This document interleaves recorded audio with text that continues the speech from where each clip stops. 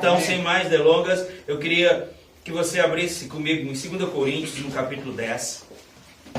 Se você trouxe Bíblia, abra a sua Bíblia. Se você não trouxe, ligue o seu aplicativo aí. É importante a gente acompanhar os textos bíblicos, saber a base daquilo que a gente está pregando, né? Ou daquilo que a gente está ouvindo. Né? Aleluia, aleluia. 2 Coríntios capítulo 10, segunda epístola de Paulo aos Coríntios capítulo 10, a partir do versículo 3. 2 Coríntios capítulo 10, versículo 3, nós vamos ler alguns versículos aqui. Eu vi isso hoje. E vamos orar, tá bem? Depois que orar, você pode sentar. Aleluia. Diz assim, a partir do versículo 3. Pois, embora vivamos como homens, não lutamos segundo os padrões humanos. As armas com as quais lutamos não são humanas, ao contrário, são poderosas em Deus para destruir fortalezas. No versículo 5, destruímos argumentos e toda pretensão que se levanta contra o conhecimento de Deus e levando cativo todo pensamento para torná-lo obediente a Cristo. Amém? Amém? Senhor, em nome de Jesus, assim como já foi dito aqui, Pai, nós nos colocamos completamente debaixo da sua liderança, Senhor. Essa é a sua hora, a palavra é sua, as ovelhas são ovelhas do seu pastoreio, Pai. Nós somos apenas instrumentos seus e eu quero ser achado hoje à noite assim, como um canal, alguém apenas disponível para comunicar o que está no seu coração. Sim, Senhor, que o Senhor possa... O Senhor que conhece a individualidade de cada um, o Senhor que conhece os acessos do coração de cada um, o Senhor possa ministrar de forma personalizada aquilo que está no seu coração e alcançar e despertar, ministrar, Pai, o coração de cada ouvinte aqui, em nome de Jesus. Eu te peço sabedoria, espírito de sabedoria e de revelação, e a semelhança de Paulo, eu digo que me seja dada a palavra e que eu faça como convém fazer, que eu faça na inspiração do seu espírito, que seja movido, ligado pelo elo do amor que a sua palavra diz, pela motivação correta, Pai, e que a sua vontade se estabeleça nessa noite. Quem crê diz amém. Amém. Glória a Deus, glória a Deus. Pode sentar, Márcio. Aleluia.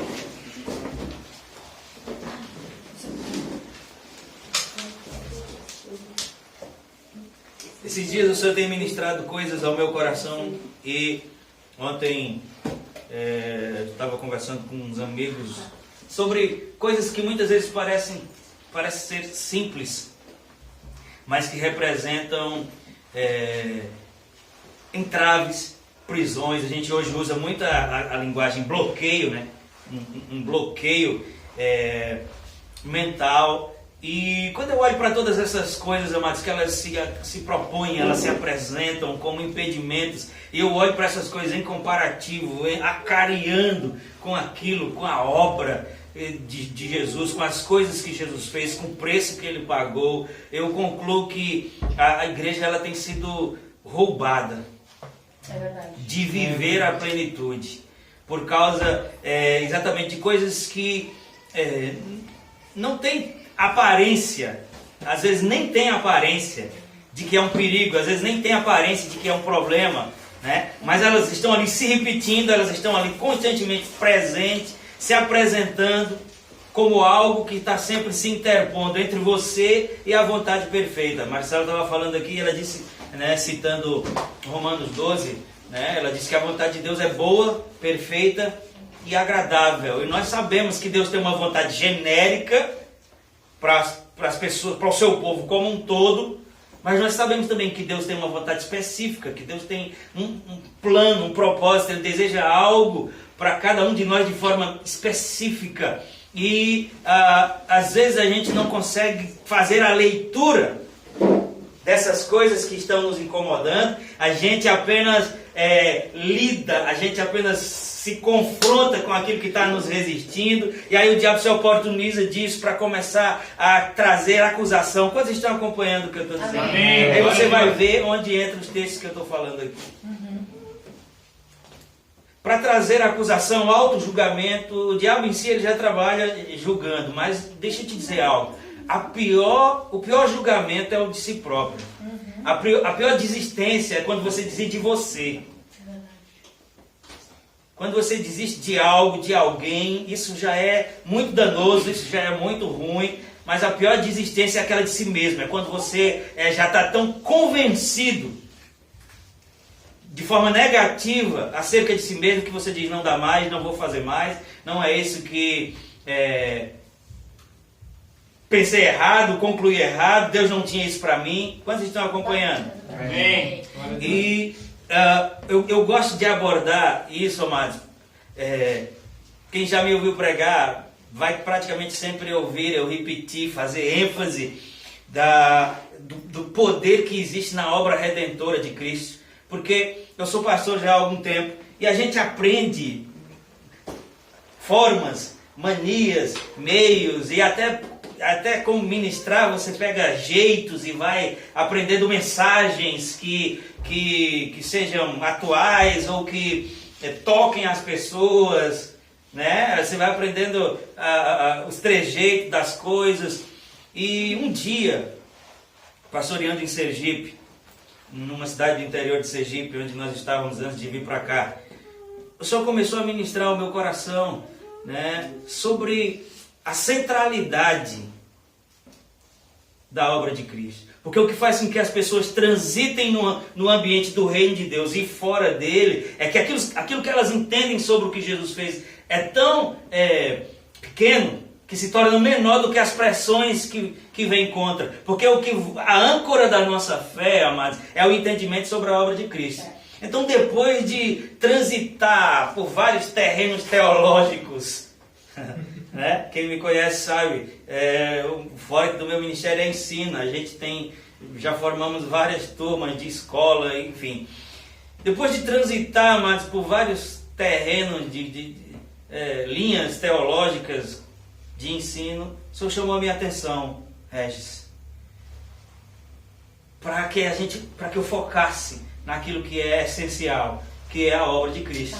Amém. Glória a Deus. E uma frase de Jesus na cruz, ela passou a ter um sentido para mim tão grande que quase é impossível eu pregar uma mensagem e não colocar essa frase. Está consumado. Porque tudo aquilo que eu e você estamos procurando, tudo aquilo que criou-se uma lacuna de busca na nossa vida, isso foi resolvido em Cristo. Alô? Amém. Você está aqui? Quando Jesus disse está consumado, né? A Bíblia diz que com um esforço sobre-humano ele puxou o fôlego pela última vez e disse: Pai, em suas mãos eu entrego o meu espírito. E ele disse está consumado. Ele não estava dizendo eu estou acabado. Ele não estava dizendo eu me acabei, ele estava dizendo eu concluí. Amém. Está consumado, eu fiz o que tinha que fazer. Está consumado, eu paguei o preço que tinha que pagar. Amém. Às vezes, estava conversando com o Tarcísio sobre isso, amados, a questão de Jesus e o pecado que a gente romantiza. Jesus veio levar os nossos pecados, tudo isso é bíblico, é bom, mas nós não podemos olhar para isso por uma perspectiva romântica apenas, porque o quadro de Jesus, o embate de Jesus com o pecado envolveu a morte dele. Então, isso não é uma história, foi uma punição. Alô, quantos conseguem entender isso? Amém. Quando o diabo consegue convencer a mim e a você de que a gente tem que viver nessa terra aqui carregando, pagando por coisas, vivendo consumido por culpa, mas é como se nós estivéssemos crucificando Jesus de novo. Porque quando ele foi até aquele ponto, a Bíblia diz, como um cordeiro mudo, ele não reclamou. E ele sofreu o meu sofrimento, ele morreu a minha morte, ele sofreu a minha e a sua dor, a minha e a sua culpa, a minha e a sua vergonha, o meu e o seu medo. Jesus experimentou a minha e a sua separação. Sabia disso? Amém. Jesus experimentou separação. Lama sabachthani, Eloi, Eloi, por que me desamparaste? Os teólogos, na maioria das vezes, ficam endemoniados quando eu digo isso, mas é o que é bíblico, amados. Um dos princípios mais fortes da redenção de Cristo é a substituição. É Ele como cordeiro assumindo o nosso lugar. As pessoas não querem admitir que Jesus morreu espiritualmente, porque Jesus não pecou, isso é verdade. Mas o meu e o seu pecado levou ele para onde? Para o inferno. Quando ele disse, por que me desamparaste, ele estava falando de que tipo de separação? Espiritual. Isso não diminui Deus, não, pelo contrário, isso valoriza a minha e a sua vida nele. Amém. Quantos estão entendendo, amados? Deus meu, por que me desamparaste? É por isso que não é uma poesia, é por isso que não é um conto de carochinha, é por isso que é de verdade, amados. Amém. É por isso que é real. É verdade. Porque ele olhou de eternidade em eternidade e se viu separado. Ele olhou e experimentou, porque a Bíblia diz: no princípio era o Verbo, e o Verbo era Deus, o Verbo estava com Deus. Tudo que foi feito por ele, e nada do que foi feito sem ele se fez. Ele era a palavra que saiu da boca de Deus e disse: Deus, haja luz, e houve luz. De eternidade em eternidade. Eu e o Pai somos um espírito com ele, mas de repente... Você está comigo? Sim. Eloi, Eloi, lama sabachthani. Por causa de quê? Porque havia pecado sobre ele. Agora, desviar todo mundo agora, né? Porque a santidade de Deus não se relaciona com o pecado. E quando Jesus olhou e viu que Deus não estava ali, é porque era o pecado que estava sobre ele. É por isso que a minha e a sua salvação não é uma história, é um fato. Amém. A diferença é que o pecado que levou Jesus ao inferno não era o dele. Aí a Bíblia diz em Hebreus 3:20 que o sangue da eterna aliança o trouxe de volta. Aleluia. Que a semelhança do sangue de Abel, que era apenas um homem, reclamava por justiça, o inferno estava celebrando lá. Ah, esse aqui era o filho, esse aqui é o que veio para redimir. Está aqui, ó, está morto, está no inferno, celebrando a derrota de Cristo. E Hebreus 13:20 diz que o sangue grita: o sangue que é vivo. Aleluia. Ele diz: ó, o sangue de Abel, que é um homem, clamou por justiça, um homem limitado. Imagina o sangue de Cristo, diz que Aleluia. o sangue da eterna aliança tirou Jesus dentro de nós. Quando o inferno estava fazendo festa, Aleluia. ele disse: vocês pensam que eu vim aqui por causa de alguma coisa que eu fiz? Eu vim aqui por causa do que eles fizeram. Obrigado, Senhor. Amém. Glória a Deus. Aí os homens não ouviram, mas o reino das trevas ouviu, o reino dos céus, o sangue dizer: Deus, ressuscita o justo Jesus, porque ele não pecou. Aleluia. Aleluia. Glória a Deus. Glória a Deus. É desse jeito. Talvez eu estou chocando as vesetas, mas é a verdade bíblica. E é isso que faz com que a minha e a sua vida nele não seja uma história, não seja um poema bonito de se contar. Ele experimentou separação, ele experimentou morte. Quando ele disse: está consumado, ele disse: eu concluí. E aquilo que as pessoas viam tentando se reaproximar de Deus, um sacrifício após outro. E a melhor pessoa que viveu na antiga aliança. É por isso que ele diz: o menor no reino dos céus é maior do que o maior dos profetas. É verdade. Por quê? Porque a melhor pessoa que viveu antes da manifestação de Cristo, ela ainda estava limitada por causa da sua condição carnal. E a Bíblia diz: aquilo que a lei foi incapaz de fazer por estar enfraquecida pela carne, Deus o fez enviando Cristo. Aleluia. De forma que Romanos 8:3, de forma que a Bíblia diz que foi, olha como é interessante, Márcio, foi ele que fez. Foi ele que pagou, mas a Bíblia diz: cumprindo em vós. Aleluia. Aleluia. Obrigado, Senhor. A Bíblia diz que Jesus Aleluia. cumpriu em nós as justas exigências. Se não fosse isso, até hoje o diabo estava acusando. Você já tentou, mas nunca vai conseguir. Você já se absteve tantas vezes, mas repetiu. Se você já prometeu e não cumpriu, você diz que vai, mas não consegue. E Deus sabia disso. E Ele enviou Jesus, 2 Coríntios 5:21. Aquele que não conheceu o pecado, Deus o fez pecado por nós. Isso é princípio de substituição. Ele levou as nossas culpas. Ele levou o nosso medo. Para quê? A Bíblia diz: para que nós fôssemos feitos a sua justiça. Você sabe o que é justiça? Justiça é a condição de estar diante de Deus sem culpa. Justiça é você estar diante de Deus sem senso de inferioridade, sem concepção do mal. Aleluia. Isso mesmo. Obrigado, Pai. Aleluia. Aí você olha para você mesmo e diz: mas isso não é para mim, porque claro, se for, amado, se a gente for olhar para nós, se a gente for olhar para o meu e para o seu mérito, eu vou dizer, a gente ia para o inferno com tempo em tudo. Com certeza. Ah, mas eu nunca fumei, ia para o inferno com um pulmão bom.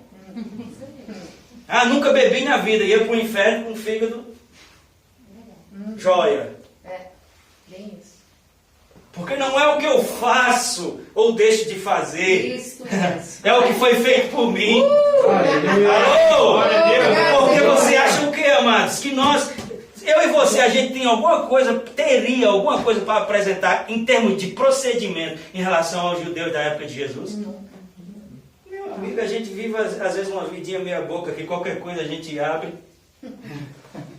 E eles estavam ali cumprindo tudo. Não trabalha no sábado, não faz isso, não come porco, não sei o que lá, não rapa o sovaco, não escova o dente, não sei lá, um monte de coisa. Não, isso aí não.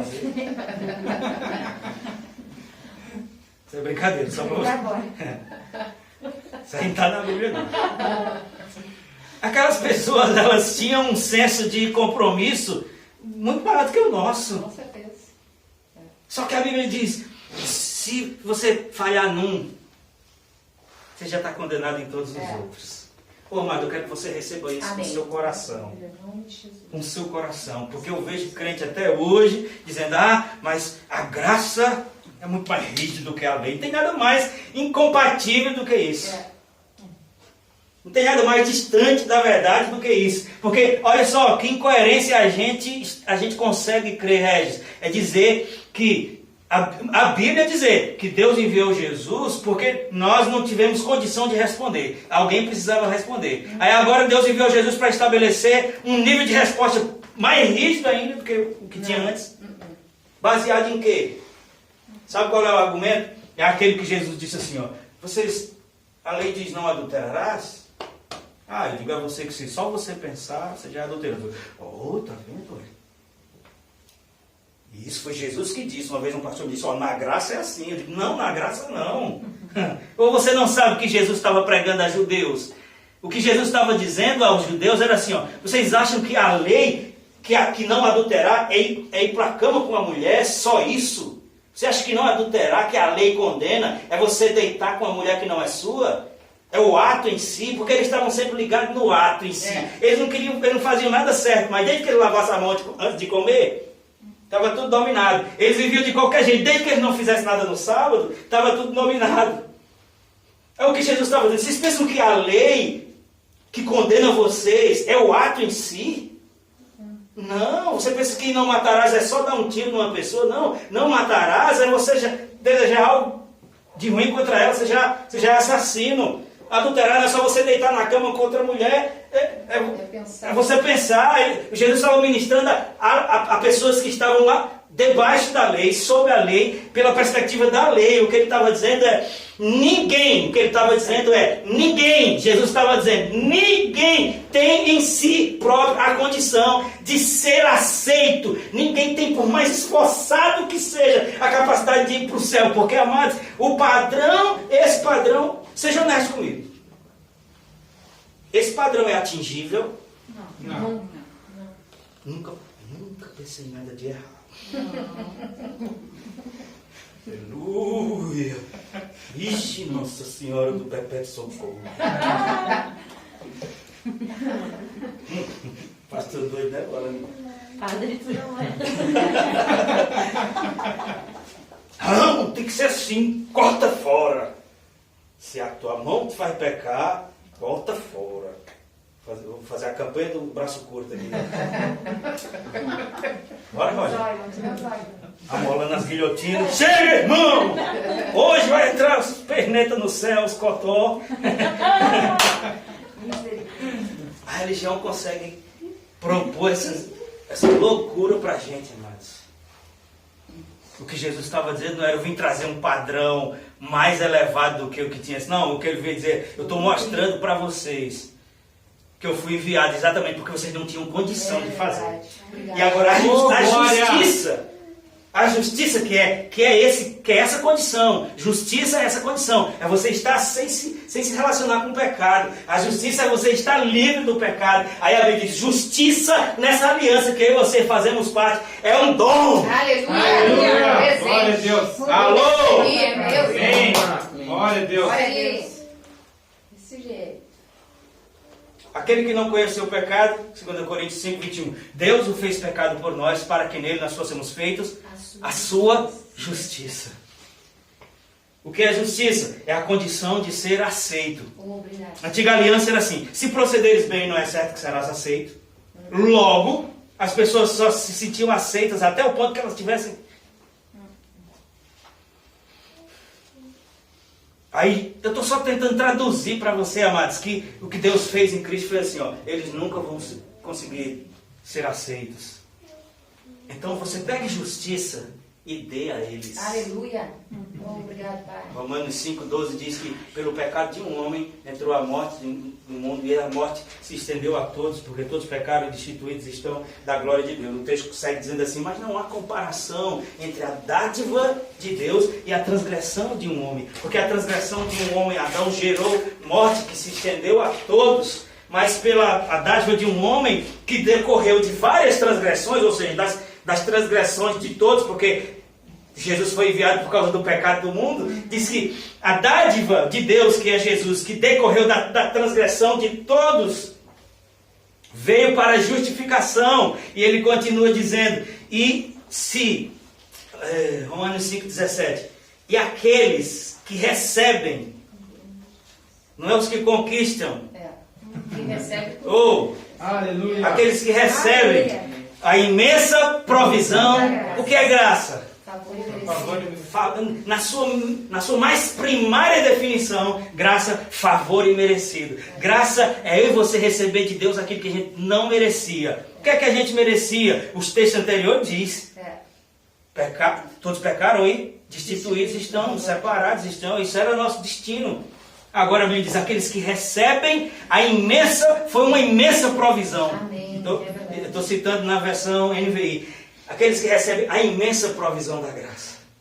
Amados, a religião bota... É como Jesus, uma vez Jesus ficou tão agitado com os fariseus em Mateus 13, ele diz, ai de vós, fariseus hipócritas, vocês fecham as portas do reino. Vocês mesmo não entram e impedem aqueles que desejam entrar de fazer. Ele diz, vocês atam grande feixe e botam sobre as pessoas, mas vocês mesmo não querem mover um dedo. Jesus não estava fazendo apologia a uma vida sem regra. Ele não estava dizendo que a vida é para você viver de qualquer jeito. O que ele estava dizendo é que havia uma verdade sobre uma graça que libertava as pessoas das tentativas de acerto, que atribuía a elas aceitação, religação. Por isso a palavra religião. E o que é que as supostas pessoas que eram responsáveis para fazer essa comunicação dessa verdade, está botando mais peso. Estava exigindo mais regras. É o carro na frente dos bois. Todo crente tem que entender isso, amado, senão é só religião. Senão não faz diferença se você está aqui ou está em qualquer outro lugar. Você está comigo? Amém. Amém. Glória a Deus. Aquele que nem o seu próprio filho poupou, antes o entregou por nós, não nos dará juntamente com ele e de graça Aleluia. todas as coisas? O diabo quer nos cansar, Tarcísio. Quer nos vencer em cima dos nossos pretextos de justiça. Você diz assim, mas eu sou uma pessoa tão honesta, já tentei tanto, que agora eu não quero mais. Uma vez Deus falou comigo também essa mesma coisa. Ele disse, quer morrer? Eu disse, não, Senhor. E ele foi mais enfático, disse, você vai morrer. Eu disse, mas não, está tão cedo. Desse jeito Deus falou comigo, irmão. Quer morrer? Eu digo, não, Senhor, mas você vai morrer. Eu digo, mas vamos agora. Vamos negociar aqui. Como assim, Senhor, vai morrer? Se você não parar de tentar, você vai morrer. Se você não parar de fazer na sua própria força, você vai morrer. Se você não parar de tentar apresentar padrões, você vai morrer. Porque enquanto a gente está tentando, amados, nos convencer que a gente consegue, a gente está negando o que Jesus conseguiu para nós. É verdade. Agora, o que é que isso tem a ver com as coisas que nós lemos aqui? Não sei nem se você se lembra mais do texto. Nós lemos sobre, pois embora vivamos como pessoas naturais, o texto diz homens, mas é gênero humano aqui, homens, não lutamos com padrões humanos. As armas com as quais lutamos são espirituais. O que veio no meu coração, e você vai entender agora, porque eu falei essa parte com tanta ênfase, porque isso aqui é a sua âncora, é o que vai... É que nós não estamos, amados, vivendo a plenitude daquilo que Deus conquistou para nós, e eu preciso dizer, é de graça para nós. Diga, foi de graça? Foi de graça. Para mim. Para mim. Mas para ele foi um preço. A Bíblia diz que não foi ouro, prata, nem qualquer outra coisa perecível, mas foi o precioso sangue de Jesus. O que faz com que eu e você não usufruamos, não vivamos a plenitude dessas coisas que Deus tem para nós. Eu estou dizendo eu e você, eu estou dentro disso. E eu quero sair de qualquer condição que me impeça, mas eu quero levar você junto. Amém. Amém. Glória a Deus. E o que faz com que a gente não viva a plenitude dessas coisas, amados, é porque algumas coisas chegaram primeiro. Antes de eu e você entender as verdades da palavra, antes da gente entender essas coisas tão poderosas que dizem respeito a mim e a você, a gente já tinha nascido, já tinha experienciado alguns fracassos, já tinha experienciado algumas coisas negativas. Eu estava falando de coisas simples ontem, né, Roger? Sentir cheiro de leite. Ah, não quero tomar leite. Por quê? Ah, não, porque quando eu era pequeno eu só comia leite. História desse tipo, você já viu? Né? Por exemplo, eu sou do Nordeste, eu gosto muito de cuscuz. Mas tem gente aqui que se a gente for mostrar cuscuz, ele vai dizer, isso é comida para pinto, rapaz, não estou passando fome não. Mas para nós é uma cultura, e é gostoso. Mas, por exemplo, a realidade de uma pessoa que eu conheço, que quando era pequeno só comia isso, pão de milho, que se você dissesse, vamos comer um cuscuz lá em casa, ele vai dizer, já me libertei. Não preciso mais disso. E para mim a coisa mais gostosa, se for com manteiga da terra e ovo mexido, é um negócio doido, né? De bom. Você está comigo, amados? Tem coisas que a gente não percebe, mas elas estão ali como agentes que roubam a essência daquilo que... E isso fica claro, amados. Deixa eu te dizer algo assim, ó. A obra de Cristo é algo completo. É uma obra completa, não precisa de rasura nem de emenda. Agora, o que às vezes causa confusão nas pessoas, de olharem tudo aquilo que Jesus fez e saber que aquilo é verdade, que aquilo foi de graça para nós, mas para ele foi um grande preço. E a gente não está usufruindo, e aquilo não está acontecendo na nossa vida. É isso que às vezes traz confusão para as pessoas. Porque elas não entendem isso que o Espírito está ministrando hoje. É que, embora essas coisas sejam verdades e elas sejam absolutas, verdades que independem de mim, de você, elas aconteceram independente de mim, de você. Elas aconteceram por causa de Deus e por causa de Jesus, por causa do plano da redenção. Agora, posicionalmente elas estão estabelecidas. Mas na minha e na sua vida, elas não estão em funcionamento. Você está comigo? Não é porque algo... está na Bíblia, que quer dizer que está funcionando na sua vida, ou na minha vida. Não é porque Jesus fez algo e conquistou para mim, que quer dizer que eu estou usufruindo daquilo. E na maioria das vezes não estamos usufruindo, por causa dessas coisinhas pequenas que chegaram primeiro. E parecem que são pequenas. É claro que se a gente falar de uma comida que você comia, ou de necessidade que você passava quando era criança e hoje você tem, são coisas realmente pequenas. Mas tem outros entraves, amados. Tem outros entraves que impedem da gente entrar no propósito de Deus. Tem outros entraves que impedem da gente ter um casamento fluente. Tem outros entraves que impedem que a gente tenha uma família próspera. Só que essas coisas estão como sombras, elas não estão. E, são coisas tão sérias. Deus sempre me chamou a atenção para esse texto. Mas muitas vezes eu ministrei esse texto falando só por uma perspectiva, assim, ó. Eu falava o seguinte: se as coisas são, se o que Deus tem para nós são armas espirituais, logo nós não podemos lidar com as coisas espirituais apenas de forma natural. Isso é uma verdade bíblica, isso é uma parte da revelação desse texto. Não é toda a revelação desse texto, mas é parte da revelação desse texto. O texto diz assim, deixa eu voltar agora. Pois embora vivamos como homens, não lutamos segundo os padrões humanos. As armas com as quais lutamos não são humanas, ao contrário, são poderosas em Deus para destruir fortalezas. Só atenção aqui. Primeiro ele fala sobre uma luta. Deixa eu lhe dar logo uma... Sabe quando você vai contar um filme, quer assistir um filme, que você já pergunta para a pessoa assim, me diga o final que eu não quero saber se o artista morre. Né? Então eu já quero lhe adiantar isso. A Bíblia diz que em todas as coisas somos mais que vencedores. Amém. Amém? Amém. Quem diz isso é a Bíblia. Amém. Eu estou só sendo porta-voz aqui. Você podia inclusive dar um amém, Mike, fingindo que está crente nisso. A Bíblia diz que em todas as coisas somos mais que vencedores. Amém. Então eu estou lhe contando o fim do filme. Amém. Você não vai perder, você não vai ficar pelo Isso caminho. mesmo. Agora, o que a Bíblia diz é que existe uma luta. Ninguém é vencedor sem uma luta. E ele diz aqui, pois embora vivamos como homens, não lutamos com as armas segundo os padrões humanos. As armas com as quais lutamos não são humanas. Eu fiquei pensando, tem uma luta, e a gente precisa lutar essa luta, né? Só que Paulo está dizendo que as armas para vencer isso não são armas humanas. Aí diz assim, ó, ao contrário, são poderosas em Deus. Cada vez que eu continuo lendo, mas eu fico pensando, que tipo de coisa é esse que não pode ser arma natural e que tem mais, para ser vencido tem que ser arma de Deus. Quantos estão acompanhando? Amém. Logo, isso quer dizer que não é qualquer coisa. Sim ou não? Sim. Não é qualquer coisa.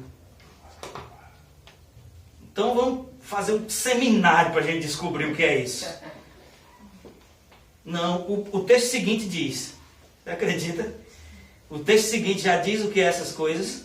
Ele diz assim, ó, não são humanas, ao contrário, são poderosas em Deus para destruir fortalezas. Ele chama essas coisas de fortalezas. Fortalezas. Aí o versículo 5 vai dizer, destruindo argumentos e toda pretensão que se levanta contra o conhecimento de Deus. Perceba, fique ligado aqui. Porque às vezes a gente fica focado, a gente acha que os inimigos que comprometem a nossa vida é adultério, pecado, pornografia, roubo. Amados, essas coisas a Bíblia diz, até o mencionar é tolo, porque não deve nem contar com essas. E outra coisa, se o diabo aparecesse para você um tridente, um par de chifre, dizendo eu sou o diabo, até pelo susto, ele sai em nome de Jesus, vai-te embora.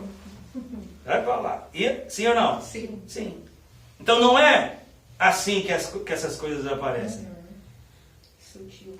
Aí, amados, assim como 2, eu já estou caminhando para terminar, mas assim como 2 mais 2 é 4. Eu tenho tanta convicção que Deus está provendo hoje à noite aqui um destrave. Amém. Amém. Glória a Deus.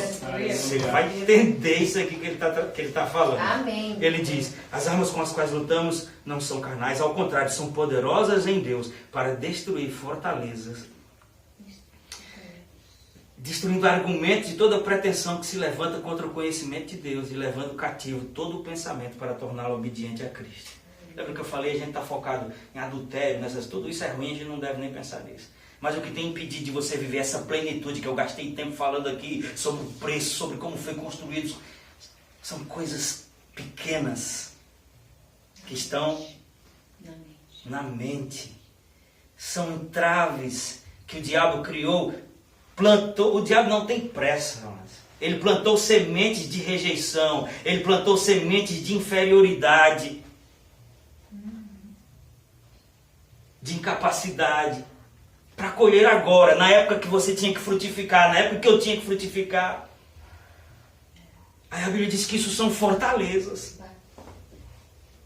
Você vai pensar sobre você mesmo, porque Deus na coletividade, Ele tem essa habilidade de falar com o indivíduo, e fala comigo também. Você vai pensar sobre você mesmo. Tem coisas, mas que a gente lida e a gente tira de letra, e tem coisas que só por elas aparecerem, elas já nos travam. Tem coisas que para uma pessoa é de boa. Tem coisas que para outra pessoa aquilo causa um bloqueio. Psicologia chama de fobia. Medo disso, medo daquilo. O diabo construiu isso nas experiências, Márcio. Uma tentativa frustrada. Um namoro que não deu certo. Um pá de gaia. Um investimento que você fez e não fluiu. Alguma coisa que você tentou. Amados, Deus estava tratando disso no meu coração. Tem pessoas cheias de potencial, Roger. Cheias de grandeza para tocar outras pessoas, para levantar outros caídos. Só que estão perdendo o autocrédito, não acreditam mais em si mesmos.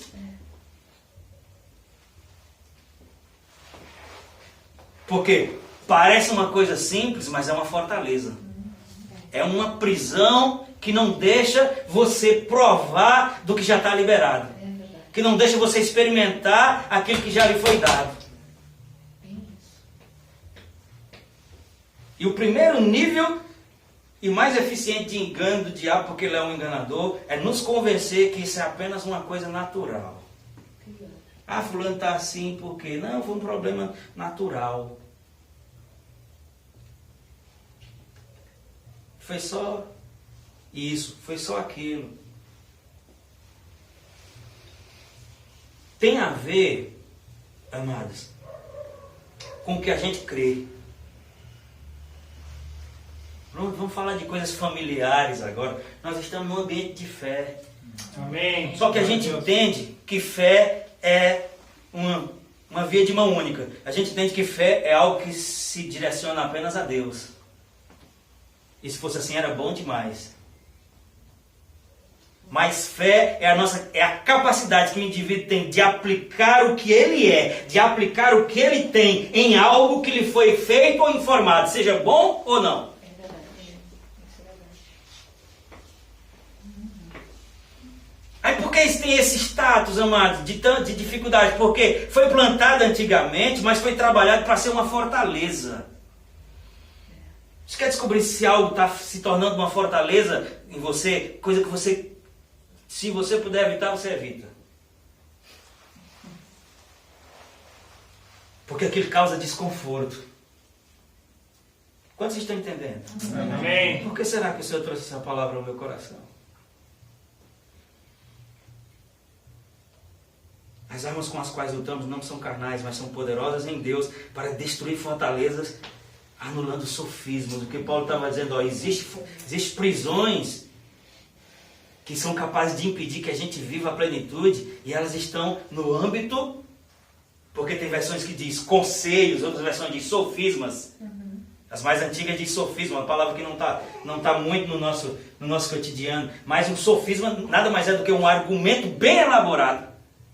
Um sofisma é um argumento bem elaborado que tem a capacidade de produzir convencimento. Alô?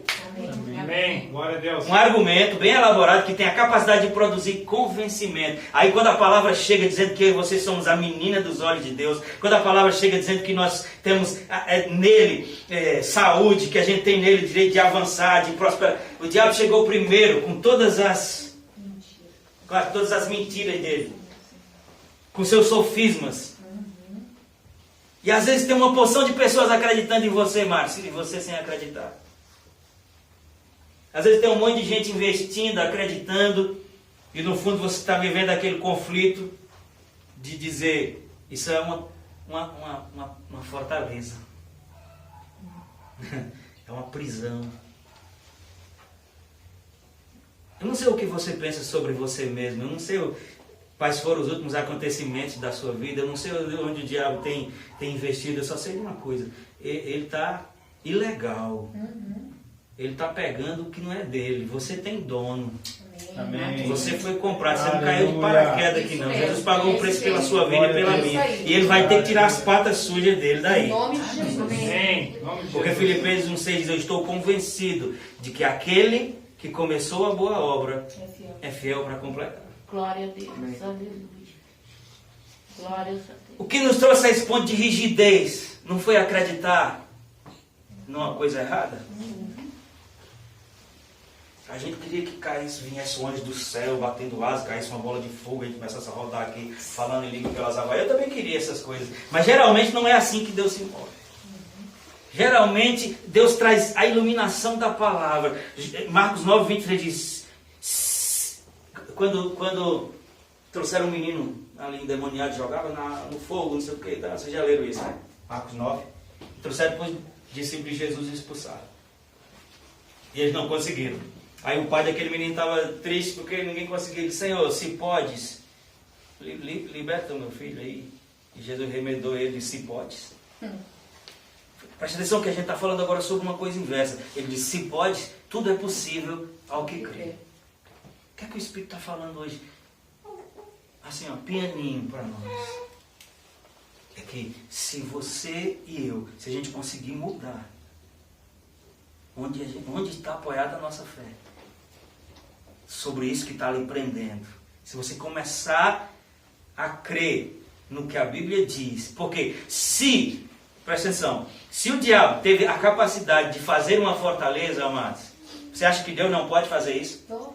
Se o diabo estabelecer uma fortaleza de engano, você acha que Deus não pode estabelecer uma... Se a questão é fé, tudo é possível ao que crê. Amém. Se eu crio a ponto de perder as minhas forças, eu posso crer a ponto de recuperar. Amém. Glória! Se eu crio a ponto de ser rotulado como alguém que não vai, e o diabo foi quem promoveu isso, e não venha me dizer que o diabo tem mais poder do que Deus, porque nesse mesmo texto que eu citei aqui, ele diz, se pelo pecado de um homem a morte entrou e se estendeu a todos, ele diz muito mais. Você sabe o que é muito mais? Não precisa ser um teólogo para entender que muito mais é proporção, Amém. muito mais é quantidade. Ele diz muito mais. Se o pecado de um homem entrou no mundo, a morte se espalhou a todos, muito mais aqueles que recebem a imensa provisão da graça e o dom da justiça reinarão em vida. Amém. Aleluia! Amém. Aleluia! Amém. Amém, Senhor. Glória Tem que a ser Deus. intencional, Roger. Uma fortaleza foi criada pontuando coisas negativas, me convencendo de mentiras. Então, é aqui que eu vou investir, lembra? É aqui que eu vou gastar tempo. É financeiro o problema? É na questão financeira que eu vou investir. É uma questão psicológica, eu estou ruim, eu vou investir ali. O que é que a Bíblia diz sobre isso? O que é que eu posso fazer? Eu vou cooperar com Deus para construir uma fortaleza. Aleluia. Porque se uma fortaleza das trevas se estabeleceu, Paulo diz, não se preocupe, tem uma forma dela cair. Amém. Tem uma forma dessas fortalezas serem Amém. destruídas. Glória a Deus. E essa forma é com as armas de Deus. Amém. Amém. Glória a Deus. Quais são as armas de Deus? Eu vou dizer, não tem um tempo para tudo, por isso que eu digo, a gente vai ter que continuar no outro culto. Mas porque a gente olha para isso e diz, mas quem sabe eu não tenho essas armas. Eu vou fazer uma pergunta. Nesse grupo pequeno aqui, todo mundo já fez Jesus Senhor da sua vida? Amém. Então você tem a principal coisa. Aleluia. A principal coisa, Aleluia. que é o Espírito habitando dentro de mim. É a principal e maior arma. Aleluia. Você percebe? Jesus está ensinando no começo ali do seu ministério, João 3, as pessoas sempre focadas nas coisas fora. Onde é que eu vou adorar? Num monte? Eu vou adorar em Jerusalém? Eles, não é o lugar físico. E acho que é João 3, 37, 39, não me lembro agora, ele vai dizer, dentro de vós tem uma fonte que vai jorrar para a vida eterna. Oh, glória! Aleluia! Deixa eu te dizer, enquanto o diabo capitaliza, enquanto ele investe em cima desse sofismo, desse argumento, na verdade ele está fazendo a sua atenção sobre a pessoa do Espírito ser completamente comprometida. E a gente tem companhia, a gente tem a presença do Espírito, não só como uma companhia, mas como um ajudador, como um paracleto, mas a gente tem vivido como se não tivesse. É verdade. Infelizmente eu não vou ter tempo, mas é bom você vir no próximo culto. A gente vai continuar falando sobre as armas. Mas a primeira que você precisa saber, amados, é que Jesus estava ali com os discípulos, eles estavam gostando daquilo. Um milagre aqui, uma ressurreição ali, uma palavra diferente. Daqui a pouco Jesus disse, é necessário que eu vá. Eles, opa, mas Senhor, peraí, fico mais um pouco. Eles não, mas quando eu for, enviarei outro igual a mim. Obrigado, Senhor. Eu não vos deixarei órfãos. E talvez hoje essa mensagem foi só para você localizar, para você saber que sem perceber você estava sendo vítima de um convencimento negativo. Você estava sendo vítima de uma fortaleza para impedir que você experimentasse a plenitude daquilo que Deus tem. E agora você sabe que existem armas poderosas em Deus para destruir. Não é para cobrir, para consertar, é para destruir. Amém. Fortaleza e anular. Amém. A Bíblia diz, destruindo fortalezas e anulando sofismas. Ele diz que isso são argumentos que se voltam, deixa eu só dizer aqui, argumentos e toda pretensão que se levanta contra o conhecimento. Você vai saber se você está debaixo de uma influência de sofisma, é se aquilo que tem ministrado aos seus ouvidos é contrário ao que Deus pensa sobre você.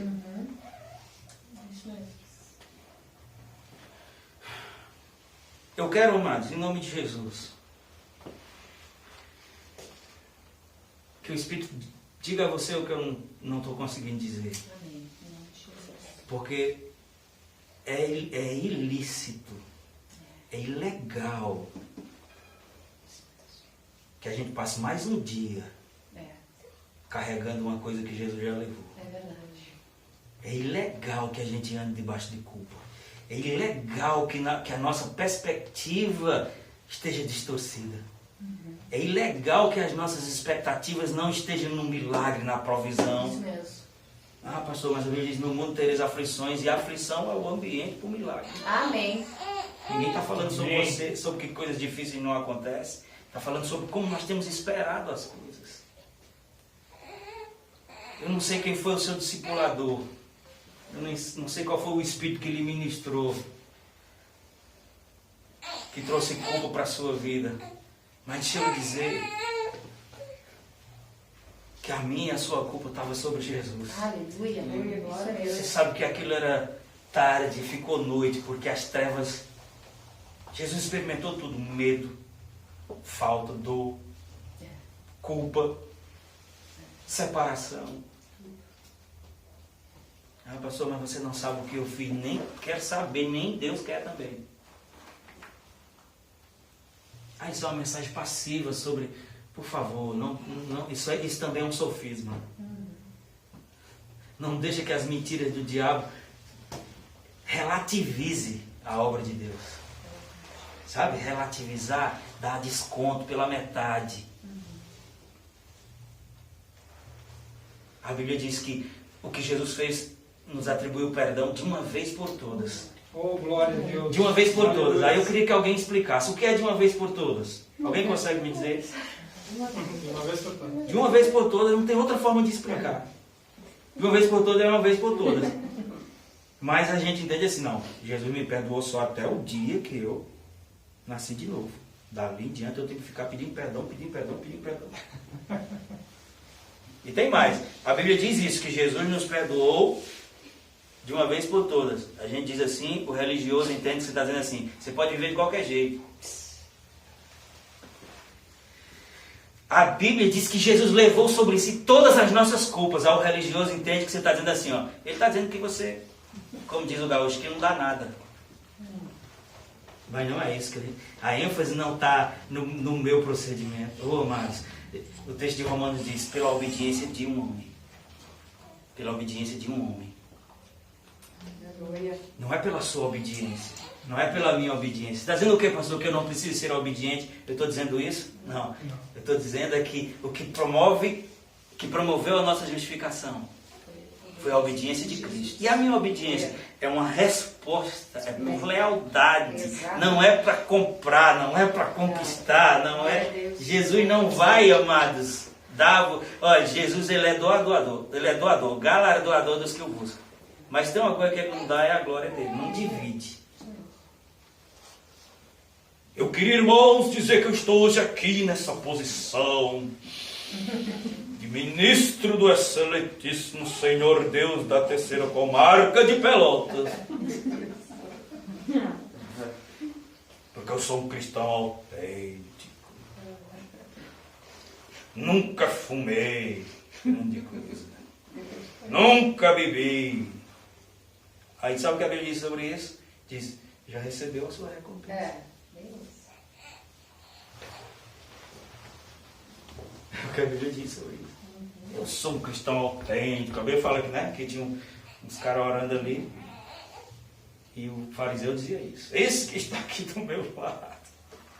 Crente meia boca. Todo, na linguagem de hoje da versão do pastor Simar, né?